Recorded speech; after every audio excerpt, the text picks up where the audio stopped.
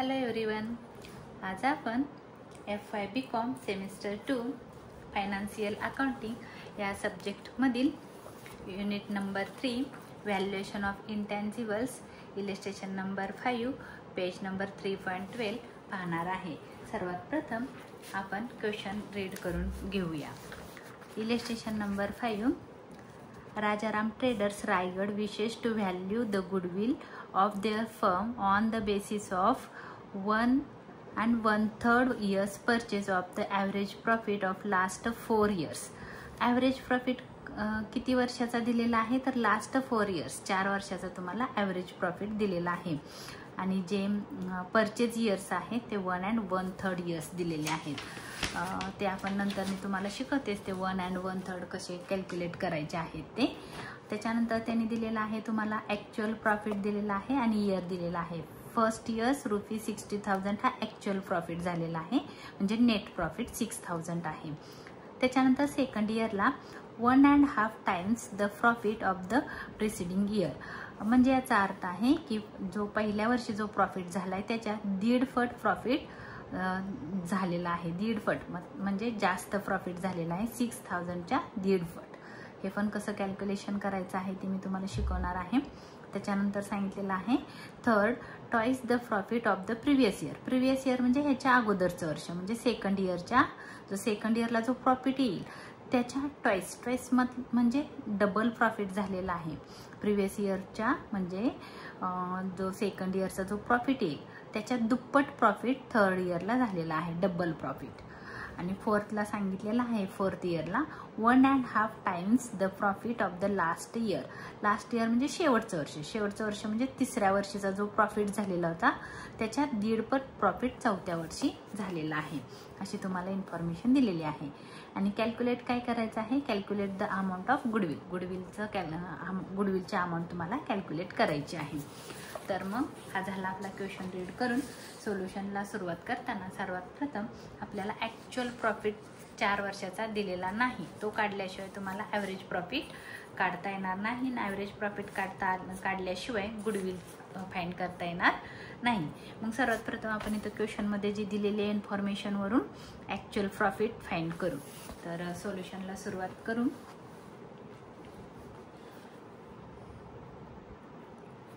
Calculation of actual profit.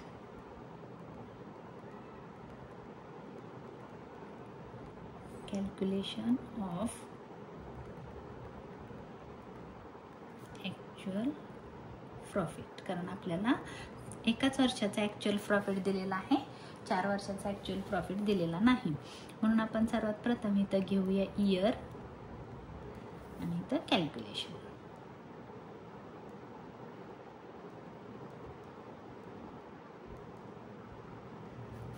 आता पहिलं year होतं फर्स्ट इयर त्यांनी क्वेश्चनमध्ये आपल्याला 6,000 हा प्रॉफिट दिलेला आहे। आणि इथं काढू आपण ॲक्च्युअल प्रॉफिट।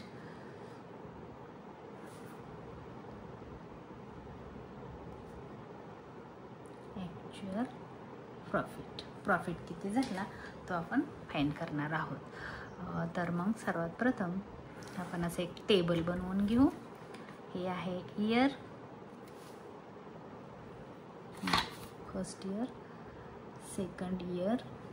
सेकंड इयरला त्यांनी असं सांगितलेलं आहे क्वेश्चनमध्ये। थोडंसं क्वेश्चन पण तुमच्या समोर ठेवते। इथं क्वेश्चनमध्ये सांगितलेलं आहे 1.5 पट प्रॉफिट हा पहिल्या वर्षाच्या 1.5 पट झालेला आहे। दुसऱ्या वर्षी किती प्रॉफिट झालेला आहे, पहिल्या वर्षाच्या 1.5 पट। पहिल्या वर्षी होता प्रॉफिट 6,000 आणि ॲक्च्युअल प्रॉफिट पण 6,000च आहे। पहिल्या वर्षाचं तुम्हाला ॲक्च्युअल प्रॉफिट दिलेलं आहे। आणि दुसऱ्या वर्षी क्वेश्चनमध्ये सांगितलेलं आहे पहिल्या वर्षीच्या 1.5 पट प्रॉफिट झालेला आहे।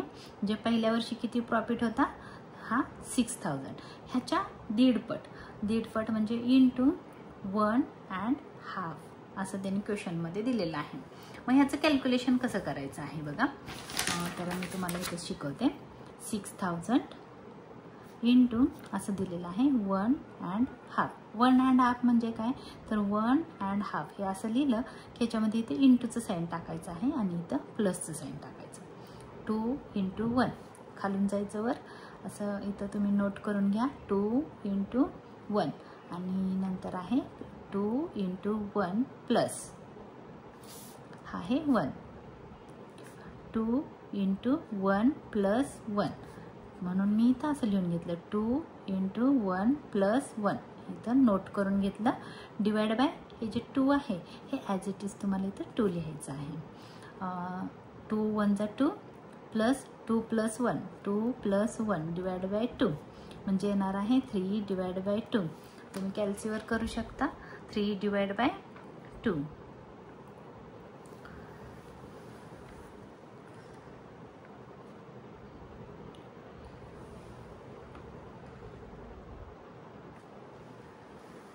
थ्री डिवाइड बाय 2 आन्सर आलं 1.5. 1.5 म्हणजे दीडपट. म्हणजे तुम्ही असं लिहू शकता 6000 × 1.5. कॅल्सीवर पण तुम्ही करू शकता. इथं 6000 × 1.5 आन्सर आलं तुमचं 9000.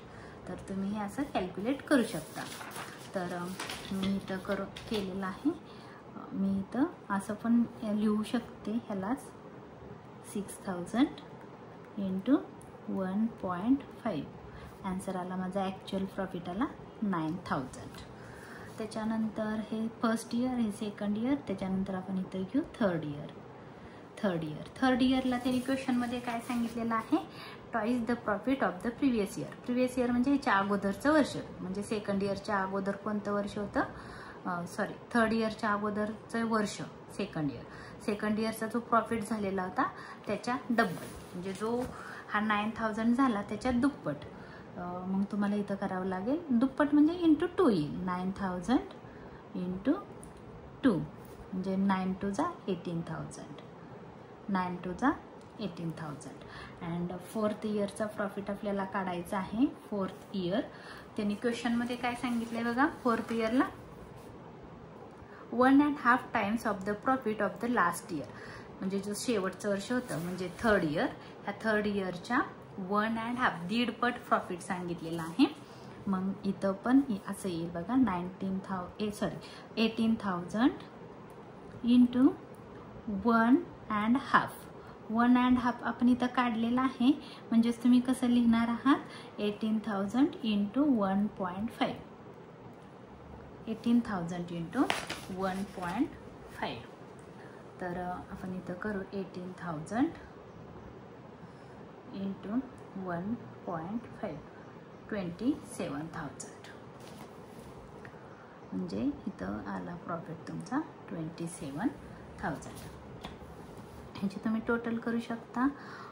टोटल 0 0 0 3 0 0 60,000 ह्याची जी टोटल आहे ह्याला आपण इथं म्हणू शकतो टोटल आली 60,000. तर आपल्याला इथं काढायचं आहे ॲव्हरेज प्रॉफिट काढायचं आहे. आणि मग ॲव्हरेज प्रॉफिट झाल्यानंतर आपल्याला काय मिळणार आहे, गुडविल. तर हे झालं आपलं कॅल्क्युलेशन ऑफ ॲक्च्युअल प्रॉफिट. आता आपण काय करू, कॅल्क्युलेशन ऑफ ॲव्हरेज प्रॉफिट.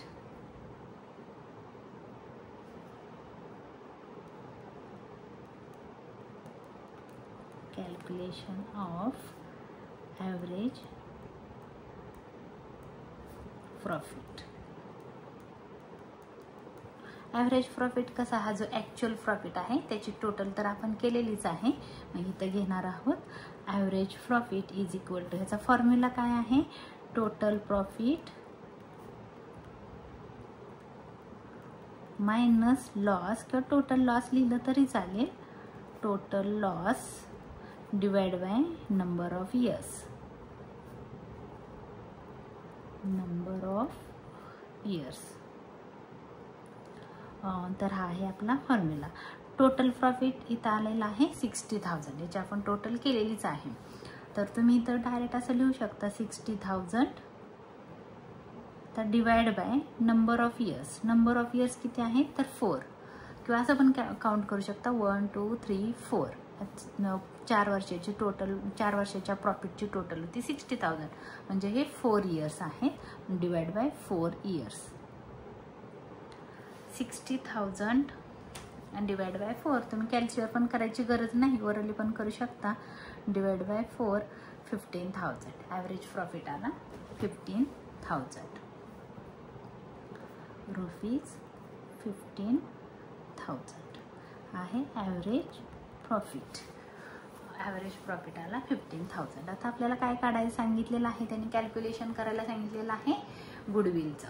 मग आपल्याला गुडविल शोधायचे आहे. मग calculation of goodwill. Calculation of goodwill. Goodwill कसं काढतो आपण, तर ॲव्हरेज प्रॉफिट इंटू फॉर्म्युला आहे त्याचा, average profit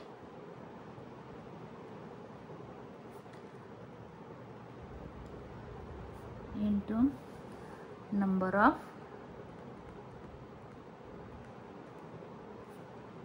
year purchases.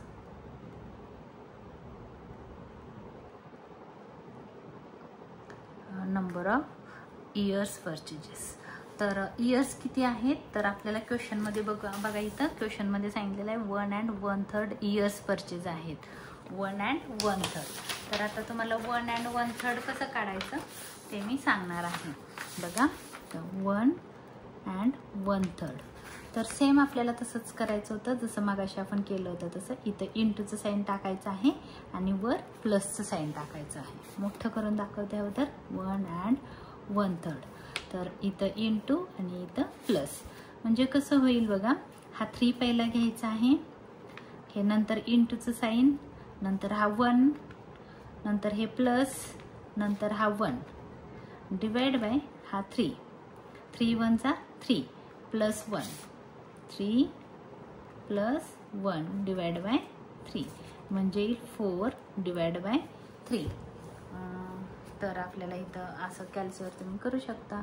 4 divide by 3.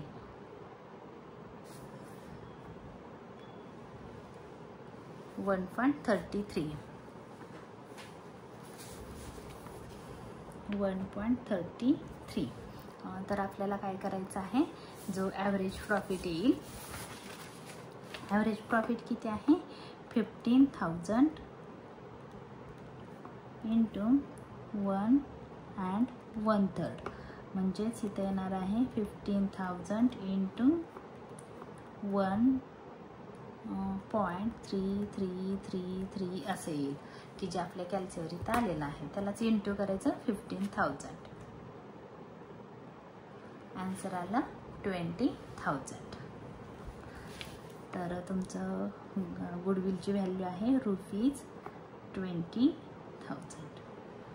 झाली आपली goodwill. Therefore goodwill is equal to rupees 20,000. हे झालं आपलं ॲन्सर. तर हा जर माझा व्हिडिओ तुम्हाला आवडला असेल तर लाईक करा, शेअर करा, सबस्क्राईब करायला विसरू नका. धन्यवाद.